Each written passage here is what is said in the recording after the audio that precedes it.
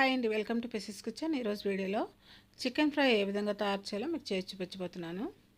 మరి ఈ చికెన్ ఫ్రైని మనం ఎప్పుడు చేసుకునే విధంగా కాకుండా నేను చూపించిన మసాలాలతో చేసుకుంటే ఈ చికెన్ ఫ్రై చాలా టేస్టీగా ఉంటుందండి.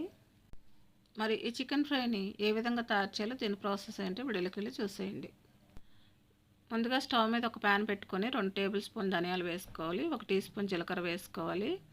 ఇప్పుడు దీంట్లోనే 3 యాలకులు, 4 లవంగాలు, ఒక చిన్న దాల్చిన చెక్క, 2 అనాస పువ్వు, ఒక చిన్న జాపత్రి మొక్క, ఒక నల్ల యాలుక, 1/2 టీ స్పూన్ షాజీరా వేసుకోవాలి. ఇప్పుడు వీటిని అన్నిటినీ కూడా లో ఫ్లేమ్లో కొంచెం సేపు వేయించుకోవాలి.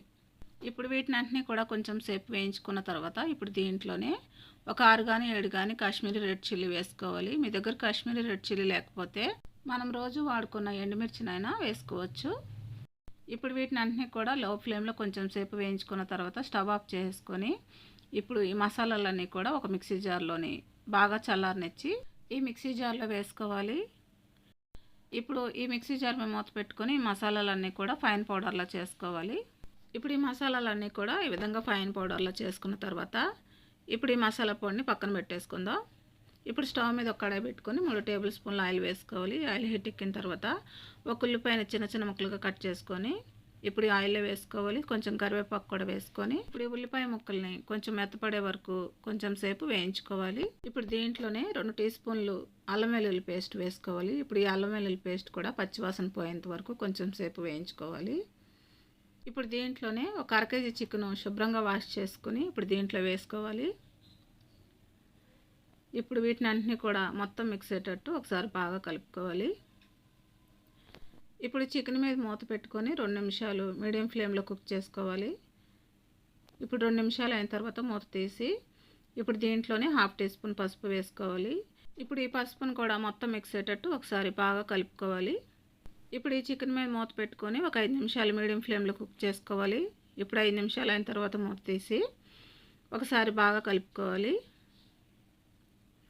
ఇప్పుడు దీంట్లోనే మనం ముందుగా మిక్సీ పట్టుకున్న మసాలా పౌడర్ని ఈ చికెన్లో వేసుకోవాలి. ఇప్పుడు ఈ మసాలా పౌడర్ని మొత్తం మిక్స్ అయ్యేటట్టు ఒకసారి బాగా కలుపుకోవాలి. ఇప్పుడు దీంట్లోనే రుచికి తగినంత సాల్ట్ వేసుకోవాలి. ఇప్పుడు ఈ సాల్ట్ కూడా మొత్తం మిక్స్ అయ్యేటట్టు ఒకసారి బాగా కలుపుకోవాలి. ఇప్పుడు ఈ చికెన్ ఫ్రై మీద మూత పెట్టుకొని ఒక 5 నిమిషాలు కుక్ చేసుకోవాలి. ఇప్పుడు 5 నిమిషాలు అయిన తర్వాత మూత తీసి ఇప్పుడు ఈ చికెన్ ఫ్రైని ఒకసారి బాగా కలుపుకోవాలి. ఇప్పుడు ఈ చికెన్ ఫ్రై బాగా ఫ్రై అయిందండి. ఇప్పుడు ఈ చికెన్ ఫ్రై మీద ఫైనల్గా కట్ చేసిన కొత్తిమీర ఆకులు వేసుకోవాలి. ఇప్పుడు ఈ కొత్తిమీర ఆకులు కూడా మొత్తం మిక్స్ అయ్యేటట్టు ఒకసారి బాగా కలుపుకోవాలి. ఇప్పుడు ఈ చికెన్ ఫ్రై రెడీ అయిపోయిందండి. ఇప్పుడు స్టవ్ ఆఫ్ చేసుకొని ఈ చికెన్ ఫ్రైని సర్వ్ చేసుకోవడమే. మరి ఎంతో ఈజీగా టేస్టీగా ఈ చికెన్ ఫ్రైని తయారు చేయడం చూసారు కదా.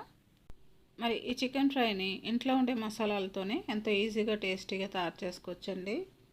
మరి ఎంతో టేస్టీగా ఉండే ఈ చికెన్ ఫ్రైని మీరు కూడా ఇంట్లో ప్రిపేర్ చేసుకుని ఏ విధంగా వచ్చిందో నాకు కామెంట్ చేయండి.